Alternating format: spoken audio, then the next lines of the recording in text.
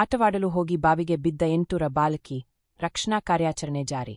ವಿಜಯಪುರ ಜಿಲ್ಲೆಯ ಇಂಡಿ ತಾಲೂಕಿನ ರಾವುನಾಯಕ ತಾಂಡಾದಲ್ಲಿ ಆಟವಾಡಲು ಹೋಗಿದ್ದ 8 ವರ್ಷದ ಅರ್ಚನಾ ದೀಪಕ ರಾಠೋಡ್ ಎಂಬ ಬಾಲಕಿ ಬಾವಿಯಲ್ಲಿ ಬಿದ್ದಿರುವ ಘಟನೆ ನಡೆದಿದೆ.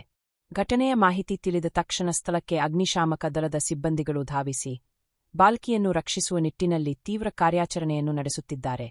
ಆದರೆ ಇದುವರೆಗೆ ಬಾಲಕಿ ಪತ್ತೆಯಾಗಿಲ್ಲ. ಇಂಡಿ ಗ್ರಾಮೀಣ ಪೊಲೀಸ್ ಠಾಣಾ ವ್ಯಾಪ್ತಿಯಲ್ಲಿ ಈ ದುರ್ಘಟನೆ ಸಂಭವಿಸಿದೆ. ಕಾರ್ಯಾಚರಣೆ ಇನ್ನೂ ಮುಂದುವರಿದಿದೆ.